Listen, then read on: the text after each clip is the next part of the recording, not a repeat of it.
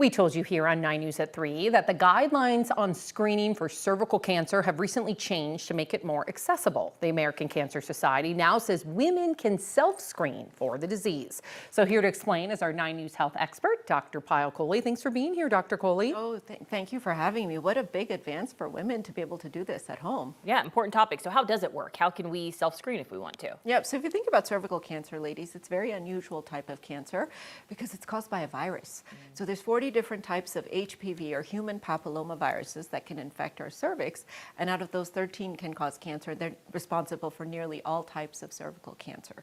So there's two ways to screen for cervical cancer traditionally. One is that pap smear that we've all probably had that's very uncomfortable. They put a speculum in the vagina, take cells off the cervix.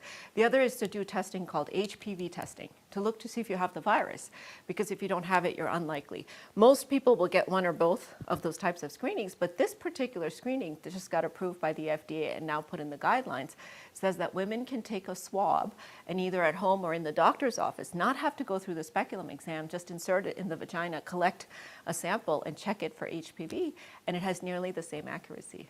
Really? Yeah. So who would you, if a patient came in, who would you recommend this to, and are there any limitations? Yes, there are, as with any test. So the accuracy compared to a hospital or a doctor collecting the specimen is about 96%.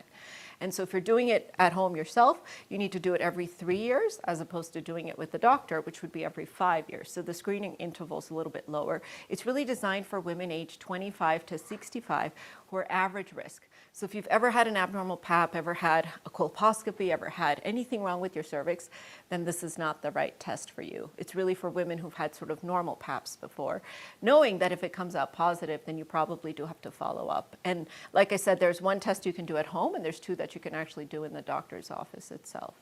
Why is the testing changing? Because Sam and I were just talking about this. You used to get a pap smear every year, and then in the last couple of years, they changed it to every 3 years, every 5 years. I'm like, wait, what? Yeah. Like, that still blows my mind when I grew up doing it yearly. Well, so many reasons for that. The first and most important, vaccination against HPV. So we now have a trivalent vaccine against HPV, and we're giving it not only to our young girls, but also to our young men, which has really reduced the rates of cervical cancer. So that's the reason we can now space out more, because there's just less HPV around. Now, having said that, 20% of women are not up to date on their cervical cancer screening, and the biggest reason is time. Access, not being able to get to the gynecologist, just being too busy with everything else we have to screen for. So this really brings it to kind of meet you where you are, and that was the big reason for this change, is to say, why not make it more accessible to people? The idea of testing for HPV rather than kind of a more barbaric older test of scraping the cervix is actually a better and more accurate way as well to look for cervical cancer. So all those put together is really telling us now that we need to change how we do things and have people do more things at home.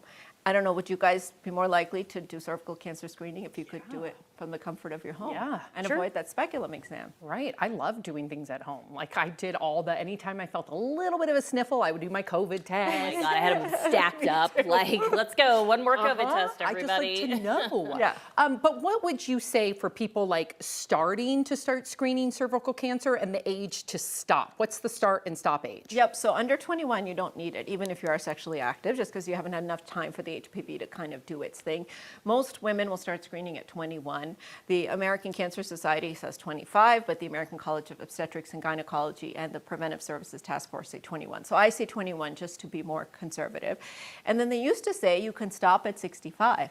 They took that out of the guidelines now. So they now say you can only stop at 65 if you've had 10 years of completely normal tests being up to date on your PAPs and your HPVs, and you've never had a condition called cervical intraepithelial neoplasia, CIN, which means a precancerous lesion in the cervix. So I think what the guidelines are really headed towards is a little bit like we can screen less often, but we need to screen in a smarter way, and we need to make sure we're not stopping screening women at 65, because life does go on after 65, and you can still develop cervical cancer. Now, obviously, if you've had a hysterectomy, the cervix is at the mouth of the uterus. So if your uterus has been taken out, then you don't have a cervix anymore either. Then you can also stop, even though we know that HPV can infect the walls of the vagina as well.